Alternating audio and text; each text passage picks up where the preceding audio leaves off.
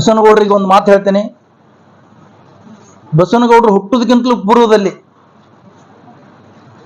ಅವ್ರ ತಂದೆಯವರು ಹುಟ್ಟುದಕ್ಕಿಂತಲೂ ಪೂರ್ವದಲ್ಲಿ, ಸ್ವಾತಂತ್ರ್ಯಕ್ಕಿಂತಲೂ ಪೂರ್ವದಲ್ಲಿ ಈ ದೇಶದಲ್ಲಿ ಬ್ರಿಟಿಷ್ ಸರ್ಕಾರ ಇದ್ದಾಗ ವಕ್ಫ್ ಕಾನೂನು ಜಾರಿಯಲ್ಲಿದೆ. ಬಸವನಗೌಡರಿಗೆ ಬಹುತೇಕ ವಕ್ಫ್ ಅನ್ನೋದು ಶಬ್ದದ ಅರ್ಥ ಗೊತ್ತಿಲ್ಲ. ವಕ್ಫ್ ಆಸ್ತಿಗಳು ಯಾರು ಕೊಟ್ಟಿದ್ದಲ್ಲ, ಯಾವುದೇ ಸರ್ಕಾರದಿಂದ ಬಂದಂತ ಆಸ್ತಿ ಅಲ್ಲ ಇವು. ಇದನ್ನು ಮೊದಲು ಗಮನಿಸಬೇಕು. ಯಾರು ಖರೀದಿ ತಗೊಂಡಿದ್ದು ಅಲ್ಲ. ಮುಸ್ಲಿಂ ಸಮಾಜಕ್ಕೆ ಸೇರಿದ ವ್ಯಕ್ತಿಗಳು ತಮ್ಮ ಆಸ್ತಿಯನ್ನ, ವಸ್ತುಗಳನ್ನ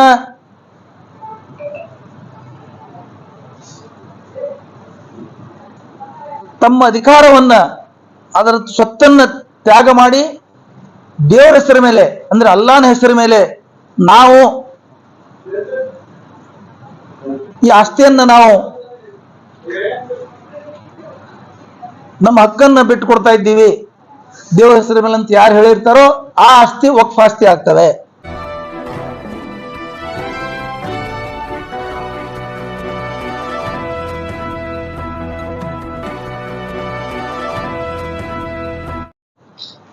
ಇಂದಿನ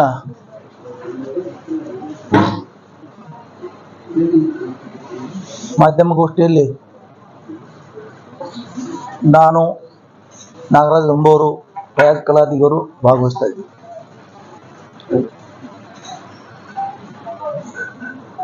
ಇತ್ತೀಚೆಗೆ ಒಂದು ಯಾವುದೋ ಪ್ರತಿಭಟನೆ ವೇಳೆಯಲ್ಲಿ ನಗರ ಶಾಸಕರಾದ ಬಸನಗೌಡ ಪಾಟೀಲ್ ಯತ್ನಾಳ್ ಅವರು, ನಾವು ಬಹಳ ಸಲ ವಿಚಾರ ಮಾಡ್ತೀವಿ, ಅವ್ರ ಬಗ್ಗೆ ಮಾತಾಡಬಾರದು ಅಂತ ಹೇಳಿದ್ರು ಸಹಿತ ಅವ್ರು ನಮಗ ಮಾತಾಡಕ ಪ್ರೇರಣೆ ಕೊಡ್ತಾ ಇದ್ದಾರೆ.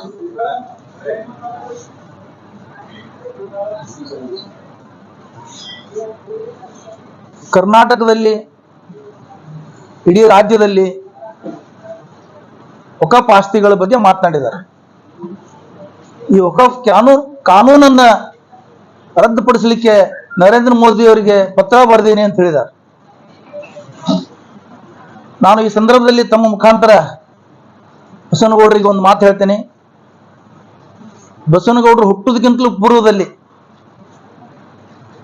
ಅವ್ರ ತಂದೆಯವರು ಹುಟ್ಟುದಕ್ಕಿಂತಲೂ ಪೂರ್ವದಲ್ಲಿ, ಸ್ವಾತಂತ್ರ್ಯಕ್ಕಿಂತಲೂ ಪೂರ್ವದಲ್ಲಿ ಈ ದೇಶದಲ್ಲಿ ಬ್ರಿಟಿಷ್ ಸರ್ಕಾರ ಇದ್ದಾಗ ವಕ್ಫ್ ಕಾನೂನು ಜಾರಿಯಲ್ಲಿದೆ. ಬಸವನಗೌಡರಿಗೆ ಬಹುತೇಕ ವಕ್ಫ್ ಅನ್ನೋದು ಶಬ್ದದ ಅರ್ಥ ಗೊತ್ತಿಲ್ಲ ಅವ್ರಿಗೆ. ಯಾವ ತರ ಮುಜರಾಯಿ ಇಲಾಖೆಯಲ್ಲಿ ಆಸ್ತಿಗಳಿದಾವೋ ಅದರ ಒಡೆತನ, ಮುಜರಾಯಿ ಇಲಾಖೆಗಳ ಒಡೆತನ ಸಹಿತ ಸರ್ಕಾರದಲ್ಲ, ಆಯಾ ಮುಜರಾಯಿ ಸಂಸ್ಥೆಗಳದ್ದು, ಆಯಾ ದೇವಸ್ಥಾನಗಳದ್ದು ಒಡೆತನ ಇರ್ತದೆ. ಇಲ್ಲಿನೂ ಸಹಿತ ವಕ್ಫ್ ಆಸ್ತಿಗಳು ಯಾರು ಕೊಟ್ಟಿದ್ದಲ್ಲ, ಯಾವುದೇ ಸರ್ಕಾರದಿಂದ ಬಂದಂತ ಆಸ್ತಿ ಅಲ್ಲ ಇವು. ಇದನ್ನು ಮೊದಲು ಗಮನಿಸಬೇಕು. ಯಾರು ಖರೀದಿ ತಗೊಂಡಿದ್ದು ಅಲ್ಲ. ಮುಸ್ಲಿಂ ಸಮಾಜಕ್ಕೆ ಸೇರಿದ ವ್ಯಕ್ತಿಗಳು ತಮ್ಮ ಆಸ್ತಿಯನ್ನ, ವಸ್ತುಗಳನ್ನ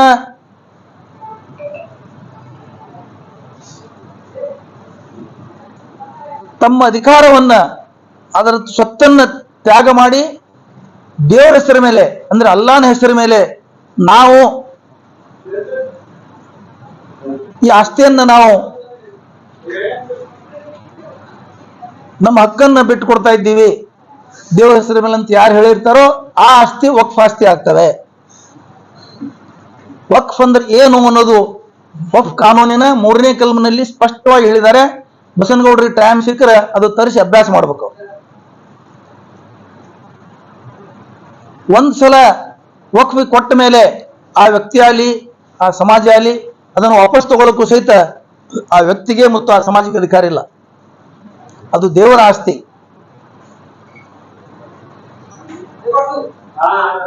ಅದಕ್ಕೆ ಬಸನಗೌಡರಿಗೆ ನಂದೊಂದು ವಿನಂತಿ ಮತ್ತು ಸಲಹೆ ಏನಂದ್ರೆ, ಕಾನೂನುಗಳನ್ನ ಬಹಳ ಸಂವಿಧಾನ ಬಗ್ಗೆ ಮಾತಾಡ್ತಾರ. ಸಂವಿಧಾನ ಸಂವಿಧಾನ ಸಂವಿಧಾನ ಸಂವಿಧಾನದ ಗಂಧ ಗಾಳಿನೂ ಅವ್ರಿಗೆ ಬಡ್ದಿಲ್ಲ, ಏನೂ ಗೊತ್ತಿಲ್ಲ ಅವ್ರಿಗೆ ಅದ್ರ ಬಗ್ಗೆ. ಅಂಥವ್ರು ಇವತ್ತು ಕಾನೂನು ಬಗ್ಗೆ ಮಾತಾಡ್ತಾರೆ.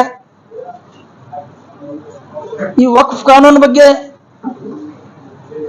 ಮುಸ್ಲಿಮರ ಬಗ್ಗೆ ಮಾತಾಡಕ್ಕೆ ಅವ್ರಿಗೆ ಏನೂ ಹಕ್ಕಿಲ್ಲ. ಇವರು ಯಾವಾಗ ಅಭ್ಯಾಸ ಮಾಡಿದ್ರು? ಈ ಶಿಕ್ಷಣ ಯಾವಾಗ ಕಲ್ತ್ರಿ ಇವರು? JDS-ದಿಂದ ಚುನಾವಣೆಗೆ ನಿಂತು ಸೋತಾಗ ಇವರು ಈ ಶಿಕ್ಷಣ ಕಲ್ತಿದ್ದಿಲ್ಲ. ನಾವಾಗ ವಕ್ಫ್ ಕಾನೂನು ಮುಸ್ಲಿಮರ ಬಗ್ಗೆ ಏನೂ ಅರಿವು ಇರಲಿಲ್ಲ ಇವರಿಗೆ. ಮನೆ ಮನೆ ತಿರುಗಾಡಿ ಮುಸ್ಲಿಮರಿಗೆ ಮತಭಿಕ್ಷೆ ಬೇಡುವಾಗ, ಮನೆ ಮನೆ ತಿರುಗಾಡಿ ವಿನಂತಿ ಮಾಡುವಾಗ ಈ ವಕಫ್ ಕಾನೂನಲ್ಲಿ ಮುಸ್ಲಿಮರು ಪಾಕಿಸ್ತಾನಕ್ಕೆ ಹೋಗ್ಲಿ, ಅವ್ರಿಗೆ ದೇಶ ಇದು ವಿಭಾಗ ಆಗಿದೆ ಅಂತ ಹೇಳುದು ಈ ಶಿಕ್ಷಣ ಇರಲಿಲ್ಲ ಅವ್ರಿಗೆ, ಇದು ಬುದ್ಧಿ ಇರಲಿಲ್ಲ ಅವ್ರಿಗೆ. ಅವಾಗ ಮಾತೆತ್ತಿದ್ರೆ ಅವರು ಮುಸ್ಲಿಮರು ಪಾಕಿಸ್ತಾನಕ್ಕೆ ಹೋಗ್ಲಿ, ಪಾಕಿಸ್ತಾನ ಮುಸ್ಲಿಮರ ದೇಶ ಅಲ್ಲ. ಪಾಕಿಸ್ತಾನ ವಿಭಜನೆ ಮಾಡಿದವರೇ ಸಂಘ ಪರಿವಾರದವರು. ಯಾಕಂತ ಕೇಳಿದ್ರೆ, ಇಲ್ಲಿ ಮುಸ್ಲಿಮರನ್ನ ಅಲ್ಪಸಂಖ್ಯಾತರನ್ನಾಗಿ ಮಾಡ್ಬೇಕು ನಾವು. ಪಾಕಿಸ್ತಾನ ಹೊಡೆದು ಕೊಟ್ರೆ ನಾವೇ ಇಲ್ಲಿ ಆಳಬಹುದು, ಅವ್ರ ಪಾಲುದಾರಿಕೆ ಇಲ್ಲಿ ಬೇಡ. ಮುಸ್ಲಿಮರು ಸಹಿತ ಈ ದೇಶಕ್ಕೆ ಸ್ವಾತಂತ್ರ್ಯ ತರಲಿಕ್ಕೆ ಬಹಳ ಹಕ್ಕುದಾರಿದ್ದಾರೆ. ಅವರು ಸ್ವಾತಂತ್ರ್ಯಕ್ಕಾಗಿ ಹೋರಾಟ ಮಾಡಿದ್ದಾರೆ, ತ್ಯಾಗ ಮಾಡಿದ್ದಾರೆ. ಅವ್ರು ನಮ್ಮ ಜೊತೆ ಇದ್ರೆ ಕಾಂಪಿಟೇಷನ್ ಆಗ್ತದೆ, ಪ್ರಬಲ ಸ್ಪರ್ಧೆ ಆಗ್ತಾರೆ ಅಧಿಕಾರಕ್ಕೆ ಅಂತ ಹೇಳಿ ಸ್ವಾತಂತ್ರ್ಯಕ್ಕಿಂತಲೂ ಪೂರ್ವದಲ್ಲಿನೇ, ಸುಮಾರು 25 ವರ್ಷ ಪೂರ್ವದಲ್ಲಿನೇ ಮೊದಲೇನೆ ಅವರು ಈ ದೇಶ ವಿಭಾಗ ಆಗ್ಬೇಕು ಅಂತ ಹೇಳಿ ಬ್ರಿಟಿಷರು ಒತ್ತಡ ಹಾಕ್ತಾ ಇದ್ರು. ಮತ್ತು ಹಿಂದೂ ಮಹಾಸಭಾ, ಅಖಿಲ ಭಾರತ ಹಿಂದೂ ಮಹಾಸಭಾ ನಿರ್ಣಯನೂ ಕೈಗೊಂಡಿದ್ದು ರೆಕಾರ್ಡ್ಗಳಿದಾವ. ದಯವಿಟ್ಟು ಬಸನಗೌಡರು ಹೋಗಿ ನೋಡ್ಕೋಬೇಕು.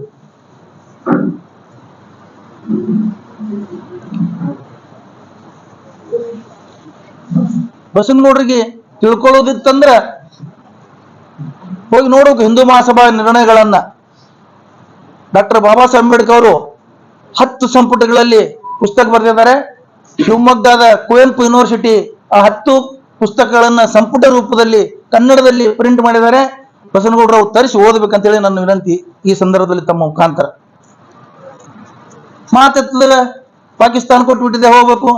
ಪಾಕಿಸ್ತಾನ ಹೋಗ್ಲಿಕ್ಕೆ ಹೇಳಲಿಕ್ಕೆ ನೀವ್ಯಾರು? ಮುಸ್ಲಿಮರಿಗೆ ದೇಶ ಬಿಟ್ಟು ಹೋಗ್ಲಿಕ್ಕೆ ಹೇಳಲಿಕ್ಕೆ ನೀವ್ಯಾರು?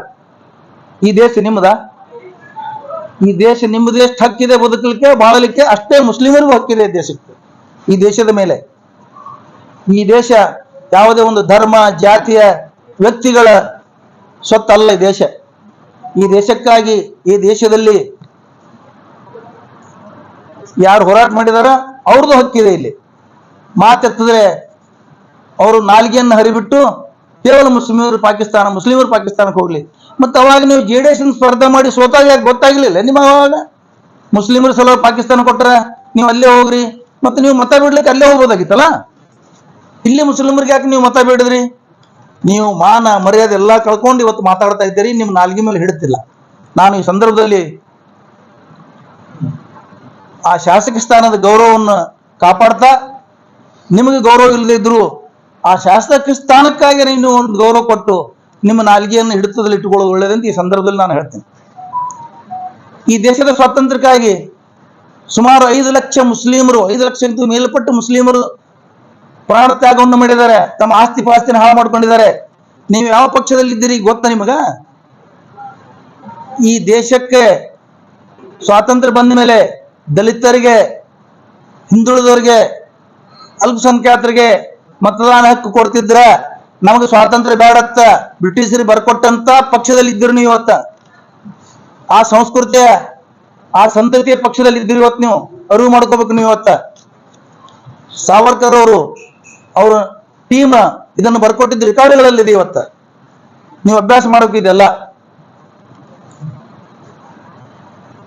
ಇನ್ನ ಭಾರತದ ಮುಸ್ಲಿಮ್ರು ಯಾರು? ತಮ್ಮ ತಿಳುವಳಿಕೆಗೆ ಒಂದು ಮಾತು ಹೇಳ್ತೀನಿ ನಾನು. ಇಲ್ಲಿ ಭಾರತದ ಮುಸ್ಲಿಮರು ಮೊದಲು ಈ ದೇಶದ ಆದಿವಾಸಿಗಳು ಮತ್ತು ಈ ದೇಶದ ದಲಿತರು, ದ್ರಾವಿಡರು, ಇಲ್ಲಿಯವರು, ಇವರು ಇಸ್ಲಾಂ ಧರ್ಮವನ್ನು ಸ್ವೀಕಾರ ಮಾಡಿದರು. ಅವಾಗ ಇವರು ಇಲ್ಲಿ ಮುಸ್ಲಿಮರಾದರು. ಇವರೆಲ್ಲರೂ ಏನು ಅಪಪ್ರಚಾರ ಮಾಡ್ತಾರೆ? ಮೊಘಲರು ಬಂದರು, ಬಂಡಾಯ ದೇಶಕ್ಕೆ ಬಂದರು, ಮತಾಂತರ ಮಾಡಿದ್ರು, ಎಲ್ಲ ಸುಳ್ಳು. ಮೊಘಲರು ಬಂದರು, ಅವರು ಆಳ್ವಿ ಮಾಡಿದ್ರು, ತಮ್ಮ ಕಾಲ ಮುಗಿಸಿದ್ರು, ಅವ್ರು ಹೋಗಿಬಿಟ್ರು. ಇಲ್ಲಿ ಮುಸ್ಲಿಮರಿಗೂ ಆ ಮೊಘಲರಿಗೂ ಪರದೇಶದಿಂದ ಬಂದಂತ ಮುಸ್ಲಿಮರಿಗೂ ಏನೇನೂ ಸಂಬಂಧ ಇಲ್ಲ, ಯಾವುದೇ ರೀತಿಯ ಸಂಬಂಧ ಇಲ್ಲ. ಅವರು ಆಳಲಿಕ್ಕೆ ಬಂದ್ರು, ಆಳಿ ಹೋದ್ರು. ಇವರು ಮಾತನಾಡ್ತಾ ಹೇಳಿದ್ದಾರೆ, ಬಿಹಾರದ ಒಂದು ಯಾವ ವಿಶ್ವವಿದ್ಯಾಲಯ 800-900 ವರ್ಷದ್ದು ಹೊಡೆದು ಹಾಕಿದ್ರು. ಆ ಹೊಡೆದು ಹಾಕಿದಾರೋ ಬಿಟ್ಟಿದಾರೋ, ನೀವು ಸುಳ್ಳು ಇತಿಹಾಸ ಬರೀತಾ ಇದ್ದೀರಿ, ಸುಳ್ಳು ಇತಿಹಾಸಗಳನ್ನು ಹೇಳ್ತಾ ಇದ್ದೀರಿ. ಇಸ್ಲಾಂ ಧರ್ಮದಲ್ಲಿ ಬೇರೆಯವರ ಆಸ್ತಿ ಪಾಸ್ತಿ ಪ್ರಾಣ ಧಾರ್ಮಿಕ ಸ್ಥಳಗಳು ವಿದ್ಯಾಲಯಗಳಿರ್ಲಿ ಏನೇ ಇರಲಿ ಅವನ್ನು ಟಚ್ ಮಾಡಿದ್ರ, ಅವನ್ನು ಹಾಳಾಗಿಡುದ್ರ ಅವನು ಮುಸ್ಲಿಮ್ನಲ್ಲ, ಇಸ್ಲಾಂ ಧರ್ಮೇನಲ್ಲ ಅಂತೇಳಿ ಗ್ರಂಥಗಳು ಸಾರಿ ಸಾರಿ ಹೇಳ್ತವೆ. ಅದು ಆಗ್ಲಿ ಸಾಧ್ಯನೇ ಇಲ್ಲ. ಇದೆಲ್ಲಾನು ಸಂಘ ಪರಿವಾರದವರು ಇತಿಹಾಸದ ಫಲದಿಂದ ನೀವು ಈ ತರ ಮಾತಾಡ್ತಾ ಇದ್ದೀರಿ. ಈ ದೇಶದ ಮುಸ್ಲಿಮರು ಈ ದೇಶದ ಪ್ರೇಮಿಗಳು ಈ ದೇಶದಲ್ಲಿ ಹುಟ್ಟಿದ್ದಾರೆ, ಈ ದೇಶದಲ್ಲಿ ಮಣ್ಣು ಹಾಕ್ತಾರೆ. ಅವರು ನೀವು ಯಾವ ತರ ಈ ದೇಶದಲ್ಲಿ ಹುಟ್ಟಿ ಇಲ್ಲೇ ಮಣ್ಣು ಹಾಕ್ತೀರಿ, ಅದೇ ತರ ಮುಸ್ಲಿಮರಿಗೂ ಅಷ್ಟೇ ಹಾಕಿದೆ, ನಿಮಗೂ ಅಷ್ಟೇ ಹಾಕಿದೆ. ಈ ದೇಶಕ್ಕೆ ಇಸ್ಲಾಂ ಯಾವಾಗ ಬಂತು ಅಂತ ಕೇಳಿದ್ರೆ 570ನೇ ಇಸ್ವಿ, ಕ್ರಿಸ್ತಶಕ 570 ಇಸ್ವಿನಲ್ಲಿ ಈ ದೇಶಕ್ಕೆ ಮೊದಲಿಗೆ ಕೇರಳದಲ್ಲಿ ಇಸ್ಲಾಂ ಬಂತು. ಕೇರಳದಲ್ಲಿ ಯಾವ ತರ ಇಸ್ಲಾಂ ಬಂತು ಅಂತ ಕೇಳಿದ್ರೆ, ಅಲ್ಲಿ ಪೆರುಮಾಳ್ ಚೇರ್ಮನ್ ಅಂತ ಹೇಳೊಬ್ಬ ರಾಜ ಇದ್ದಲ್ಲಿ. ಆ ಟೈಮ್ದಲ್ಲಿ ಅರಬಸ್ಥಾನದ ಜನ ಕೇರಳ ಮತ್ತು ಸಮುದ್ರದ ಏನು ಗಡಿಯಲ್ಲಿ ಕರಾವಳಿ ಪ್ರದೇಶಗಳಿದಾವ, ಅಲ್ಲಿ ವ್ಯಾಪಾರಕ್ಕೋಸ್ಕರ ಅರಬಸ್ಥಾನದ ಮುಸ್ಲಿಮರಲ್ಲಿ ಬರುವುದು ಹೋಗುದು ಮಾಡ್ತಿದ್ರು. ವರ್ಷಾನುಗಟ್ಟಲೆ ಇಲ್ಲಿ ಇರ್ತಿದ್ರು. ಅವಾಗ ಪ್ರವಾದಿ ಮೊಹಮ್ಮದ್ ಪೈಗಂಬರ್ಗೆ ಪೈಗಂಬರವ್ರ ಬಗ್ಗೆ ಚರ್ಚೆ ಆಗ್ತಿರ್ತದೆ. ಆ ಚರ್ಚೆಗಳಲ್ಲಿ ಭಾಗವಹಿಸಿದಾಗ ಆ ರಾಜನ ಆಸ್ಥಾನದಲ್ಲಿ ಅಲ್ಲಿ ವಿದ್ವಾಂಸರು ಬಂದು ಚರ್ಚೆಗಳು ಮಾಡಿದಾಗ ಅವನಿಗೆ ಪ್ರಭಾವಿತ ಆತ್ಮನು, ನಾನು ಪ್ರವಾದಿ ಮೊಹಮ್ಮದ್ ಪೈಗಂಬರನ್ನ ಕಾಣಬೇಕು, ನಾನು ನೋಡಿ ಬರಬೇಕು ಅಂತೇಳಿ. ಯಾವ ತರ ನಾವಿಲ್ಲಿ ದೊಡ್ಡ ದೊಡ್ಡ ಸ್ವಾಮಿಗಳಿಗೆ ಮತ್ತು ದೊಡ್ಡ ದೊಡ್ಡ ಗುರುಗಳಿಗೆ ಭೇಟಿಯಾಗಲಿಕ್ಕೆ ಹೋಗ್ಬೇಕಂತೀವಿ, ಅದೇ ತರ ಆ ಚೇರ್ಮನ್ ಅಂತ ರಾಜನ ವಿಚಾರ ಬರ್ತದೆ. ಅವನು ಅರಬಸ್ಥಾನಕ್ಕೆ ಹೋಗ್ತಾನೆ, ಸೌದಿಗೆ ಹೋಗಿ ತನ್ನೆಲ್ಲ ಪರಿವಾರದ ಜೊತೆ ಹೋಗ್ತಾನೆ, ಅವ್ರ ತಮ್ಮನ ಜೊತೆ ಹೋಗ್ತಾನೆ. ಎಲ್ಲರೂ ಹೋಗಿ ಅವರಲ್ಲಿದ್ದು ಸುಮಾರು ದಿವಸಗಳ ಕಾಲಿದ್ದು ಅವರಿಂದ ಪ್ರಭಾವಿತರಾಗಿ ಅಲ್ಲಿ ಇಸ್ಲಾಂ ಸ್ವೀಕಾರ ಮಾಡಿ ವಾಪಸ್ ಬರ್ತಾನ. ವಾಪಸ್ ಬರುವಾಗ ಯಮನ್ ದೇಶದ ಮುಖಾಂತರ ಬರುವಾಗ, ಅವಾಗ ಈಗ ನಂಗೆ ವಿಮಾನ ರೈಲ್ವೆ ಗಾಡಿ ಇರಲಿಲ್ಲ, ಅವ್ರು ಕುದುರೆಯೋ ಆನೆ ತರ ಏನು ಬರ್ತಿರ್ಬೇಕು ಅವಾಗಿಂದು ಪದ್ಧತಿ ಪ್ರಕಾರ. ಅಲ್ಲಿ ಅವನು ಅಸ್ವಸ್ಥನಾಗಿ ಯಮನ್ ದೇಶದಲ್ಲಿ ಅವನು ತೀರೋಗ್ತಾನೆ.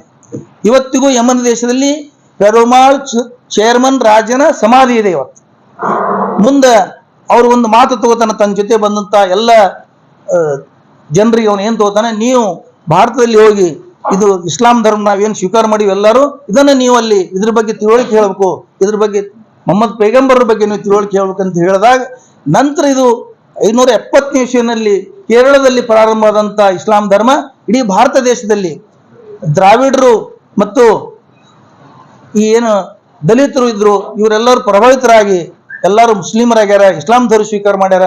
ಯಾರು ಪರದೇಶದಿಂದ ಬಂದವರಲ್ಲ ಅಂತ ಈ ಸಂದರ್ಭದಲ್ಲಿ ನಿಮ್ಮ ತಿಳುವಳಿಕೆ ಮತ್ತು ಬಸನಗೌಡ ತಿಳುವಳಿಕೆ ನಾನು ಹೇಳ್ತಾ ಇದ್ದೀನಿ. ಇನ್ನೂ ಹೆಚ್ಚಿನ ಇದ್ರ ಸಂಶೋಧನೆ ಇದ್ರ ಬಗ್ಗೆ ತಿಳ್ಕೊಬೇಕಾದ್ರೆ ಬಸನಗೌಡರು ವಿದ್ವಾಂಸರ ಕಡೆ ತಿಳ್ಕೋಬೇಕು. ಇಲ್ಲ ನಾವು ನಮ್ಮ ಜೊತೆ ಸಂವಾದಕ್ಕೆ ಅವ್ರು ಬರ್ತಿದ್ರೆ ನಾವು ತಯಾರಿದ್ವಿ. ಅದು ಇನ್ನ ಮಾತೆತ್ತಿದ್ರೆ ಇವರು ಡಾಕ್ಟರ್ ಬಾಬಾ ಸಾಹೇಬ್ ಅಂಬೇಡ್ಕರ್ ಅವರು ಮುಸ್ಲಿಮರನ್ನ ಪಾಕಿಸ್ತಾನ ಕಳಿಸಿ ಅಂತ ಹೇಳಿದ್ದಾರೆ. ಎಂತ ಸುಳ್ಳುಗಳು ಹೇಳುವುದಿಲ್ಲ. ಈ ದೇಶ ವಿಭಜನೆ ಆದಮೇಲೆ ಸಂವಿಧಾನದ ಘಟನಾ ಸಮಿತಿ ಅಧ್ಯಕ್ಷರನ್ನಾಗಿ ಡಾಕ್ಟರ್ ಬಾಬಾ ಸಾಹೇಬ್ ಅಂಬೇಡ್ಕರ್ ಅವರನ್ನ ನೇಮಿಸ್ತಾರೆ. ನೇಮಿಸೋದ ಮೇಲೆ ಸಂವಿಧಾನ ಬರೀತಾರೆ. ಈ ದೇಶದಲ್ಲಿ ಇದ್ದಂತ ಮುಸ್ಲಿಮರು ಅಲ್ಪಸಂಖ್ಯಾತರಿಗೆ ಎಲ್ಲಾ ಜಾತಿಯ ಧರ್ಮದವರು ಸಮಾನವಾಗಿ ಬದುಕಬೇಕು, ಸಮಾನವಾಗಿ ಇರಬೇಕು ಅಂತ ಹೇಳಿ ಅವರ ಹಕ್ಕುಗಳನ್ನು ವಿಂಗಡಿಸಿ ಅವರಿಲ್ಲಿ ಸಂವಿಧಾನನೇ ಬರೆದಿದ್ದಾರೆ ಅಂದಮೇಲೆ ಅವ್ರು ಪಾಕಿಸ್ತಾನಕ್ಕೆ ಕಳಿಸ್ಬೇಕಾಗಿತ್ತು ಅಂತ ಎಲ್ಲಿ ಹೇಳಿದ್ರು? ದಲಿತರನ್ನ ಪ್ರಚೋದನೆಗೊಳಪಡಿಸಬೇಕು, ದಲಿತರಿಗೆ ಮತ್ತು ಮುಸ್ಲಿಮರಿಗೆ ದ್ವೇಷ ತರಬೇಕಂತ ಹೇಳಿ ನೀವು ಇದೇನು ಹೇಳ್ತಾ ಇದ್ದೀರಿ, ಇದು ನಡೆಯುವುದಿಲ್ಲ. ಯಾಕಂತ ಕೇಳಿದ್ರೆ ದಲಿತರ ಮತ್ತು ಮುಸ್ಲಿಮರ ಬೇರುಗಳು ಬಹಳ ಆಳವಾಗಿ ಬೇರೂರಿದಾವೆ. ಯಾವ ದಲಿತರಿಗೆ ಸಮಾನತೆ ಕೊಟ್ಟರೆ ನಾವು ಇರುವುದಿಲ್ಲ ಅಂತ ಹೇಳದಂತವ್ರು ಇವತ್ತು ನೀವು ದಲಿತರಿಗೆ ಓಲೈಸಲಿಕ್ಕೆ ಇದು ಪ್ರಚೋದನೆ ಮಾತುಗಳನ್ನು ಆಡ್ತಾ ಇದ್ದೀರಿ. ಎಷ್ಟು ಜನ ನೀವು ದಲಿತರಿಗೆ ಸಮಾನತೆ ಹಕ್ಕು ಕೊಟ್ಟಿದ್ದೀರಿ? ಎಷ್ಟು ಜನ ದಲಿತರಿಗೆ ಸಹಭೋಜನ ಮಾಡಿದ್ದೀರಿ? ಮೊಟ್ಟ ಮೊದಲಿಗೆ ಈ ದೇಶದಲ್ಲಿ ದಲಿತರನ್ನ, ಇಲ್ಲಿ ಅಷ್ಟೇ ಅಲ್ಲ, ಈ ಒಂದು ಸೌದಿ ಅರೇಬಿಯಾದಲ್ಲಿ ಸಹಿತ ದಲಿತರನ್ನ ಸಹಭೋಜನಕ್ಕಾಗಿ ಸಹಬಾಳ್ವೆಗಾಗಿ ತಗೊಂಡು ಹೋದವರು ಮುಸ್ಲಿಮರಿದ್ದಾರೆ, ದಲಿತರ ಜೊತೆ ಕೂಡಿದವರು ಮುಸ್ಲಿಮರಿದ್ದಾರೆ. ಇದು ತಿಳ್ಕೋಬೇಕು ಬಸನಗೌಡರು.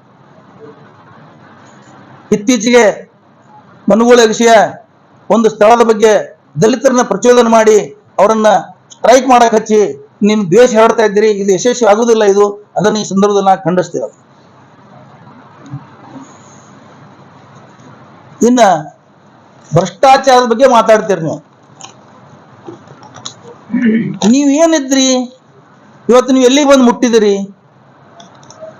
ಸ್ವಲ್ಪ ತಿರುಗಿ ಅವಲೋಕನ ಮಾಡ್ಕೊಂಡು ಒಳ್ಳೇದತ್ತು ನಾ ಹೇಳ್ತೀನಿ.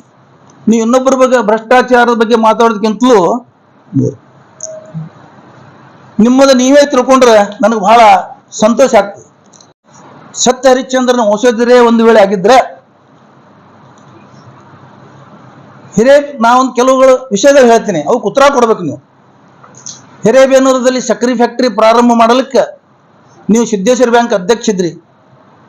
ಅವಾಗ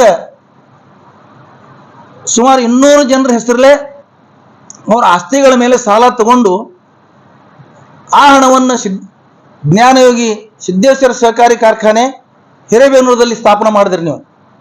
ಆ ಮಹಾರಾಷ್ಟ್ರದಲ್ಲಿ ಒಬ್ಬ ಸಕ್ಕರೆ ಪರಿಣಿತಿ ತಗೊಂಡು ಬಂದಂಥ ಒಬ್ಬ BS ಪಾಟೀಲ್ ಅನ್ನಂಥ ಒಬ್ಬ ವ್ಯಕ್ತಿ ಜೊತೆ ಸೇರಿ ಅವ್ರು ಸಾಲಗಾರ ಮಾಡಿದ್ರಿ. ಅವರನ್ನ ಈ ಕಡೆ ಬ್ಯಾಂಕ್ ದಿವಾಳಿ ಮಾಡಿದ್ರಿ. ಸಿದ್ದೇಶ್ವರ ಬ್ಯಾಂಕ್ ನಿಮ್ಮ ಕೈಯಲ್ಲಿ ದಿವಾಳಿ ಆಯ್ತು. ಅವರನ್ನ ರೈತರನ್ನ ಸಾಲಗಾರ ಮಾಡಿದ್ರಿ. ಆ ಸಾಲ ತುಂಬಲಿಲ್ಲ ನೀವು. ಕೊನೆಗೆ ಎಲ್ಲಿಗೆ ಬಂತ ಪರಿಸ್ಥಿತಿ ಅದಂದ್ರೆ OTS ಮಾಡಿ, ಅಂದ್ರೆ ಒನ್ ಟೈಮ್ ಸೆಟಲ್ಮೆಂಟ್ ಮಾಡಿ ಅವ್ರ ಸಾಲ ತುಂಬಂತ ಪರಿಸ್ಥಿತಿ ಬಂತ ರೈತರಿಗೆ. ರೈತರ ಆಸ್ತಿಗಳ ಮೇಲೆ ಬೋಜಾ ಕೂತಿತ್ತು. ರೈತರ ಆಸ್ತಿಗಳು ಓಪನ್ ಇರಲಿಲ್ಲ. ಅವ್ರು ನಿಮ್ಮ ಮನೆಗೆ ಎಡತಾಗ್ತಾ ಇದ್ರು. ಮುಂದೆ ನೀವು OTS ಮೇಲೆ ಸಾಲ ತುಂಬಿದ್ರಿ. ನಾನು ಪೂರ್ತಿ ಡಿಟೇಲ್ ಹೇಳೋದಿಲ್ಲ, ನೀವೇ ಹೇಳ್ಬೇಕು ಅದನ್ನ. 82 ಕೋಟಿ ರೂಪಾಯಿಗೆ ನೀವು ಸಕ್ಕರೆ ಫ್ಯಾಕ್ಟರಿ ಮಾಡಿದ್ರಿ. ಆ ರೈತರಿಗೆ ನೀವು ಅದ್ರಾಗ ಲಾಭಾಂಶ ಕೊಡ್ಬೋದಾಗಿತ್ತಲ್ಲ. 82 ಕೋಟಿಗೆ ಮಾರಿ ಲಾಭ ತಗೊಂಡ್ರಿ ನೀವು. ಆ ರೈತರಿಗೆ ಯಾಕೆ ಲಾಭ ಕೊಡ್ಲಿಲ್ಲ ನೀವು? ಅವ್ರು ಕೇವಲ OTS ಮಾಡಿ 5 ಲಕ್ಷ ರೂಪಾಯಿ ಸಾಲ ತುಂಬಿದ್ರಿ. ಅವ್ರದ್ದು 15 ಲಕ್ಷ ಆಗಿತ್ತು ಅದು ಸಾಲ, ಬಡ್ಡಿ ಗಂಟು ಕೂಡಿ. ಈ ಕಾರಣದಿಂದ ಸಿದ್ದೇಶ್ವರ ಬ್ಯಾಂಕ್ ಹಾಳಾಯ್ತು. ನಮ್ಮ ಜಿಲ್ಲೆಯ ಒಂದು ಪ್ರತಿಷ್ಠಿತ, ಇಡೀ ಉತ್ತರ ಕರ್ನಾಟಕದಲ್ಲಿ ಒಂದು ಪ್ರತಿಷ್ಠಿತ ಬ್ಯಾಂಕ್ ಅದು. ಶೆಡ್ಯೂಲ್ಡ್ ಬ್ಯಾಂಕ್ ಆಗಂತ ಆ ಗ್ರೇಡಿಗೆ ಮುಟ್ಟಂತ ಪರಿಸ್ಥಿತಿ ಬಂದಿತ್ತು. ಅದಕ್ಕೆ ಒಂದು ಕಾಲದಲ್ಲಿ ಸೂಪರ್ಸೀಡ್ ಆಗಂತ ಪರಿಸ್ಥಿತಿ ಬಂತು ನಿಮ್ಮ ಕೈಯಲ್ಲದು.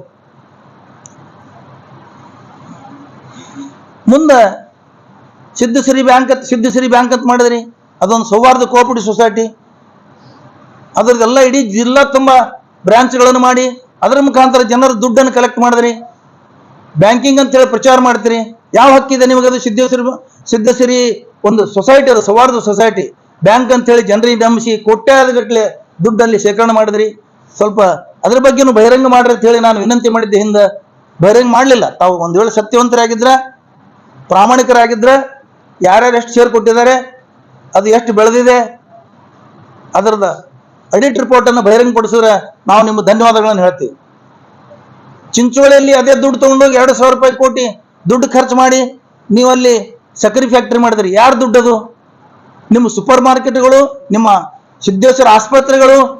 ನೀವು ಮೊದಲೇನಿದ್ರಿ, ಇವತ್ತು ನೀವು ಏನೇನು ಮಾಡಕತ್ತೀರಿ? ಎಲ್ಲಿಂದ ಬತ್ತು ದುಡ್ಡ?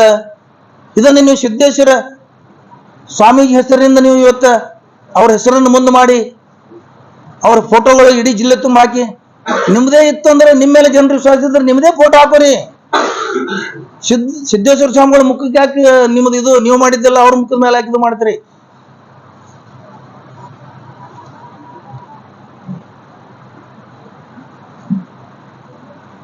ಭ್ರಷ್ಟಾಚಾರದ ಬಗ್ಗೆ ಮಾತಾಡ್ತೀರಿ. ನಮ್ಮ ಸರ್ಕಾರದ ಮಾಜಿ ಮಂತ್ರಿ ನಾಗೇಂದ್ರ ಅವರು ಭ್ರಷ್ಟಾಚಾರದ ಬಗ್ಗೆ ಹೇಳಿದಿರಿ. ಅವರು ಭ್ರಷ್ಟಾಚಾರ, ಆ ಹಗರಣದ ಬಗ್ಗೆ ನಮ್ಮ ಮುಖ್ಯಮಂತ್ರಿಗಳು ಆಗಿಂದಾಗ COD ಕೊಟ್ಟಿದ್ದಾರೆ. ಅದು ಎನ್ಕ್ವೈರಿ ನಡೀತಾ ಇದೆ. ನಿಮ್ಮ BJP ಭ್ರಷ್ಟಾಚಾರದ ಬಗ್ಗೆ ಮಾತಾಡಿ.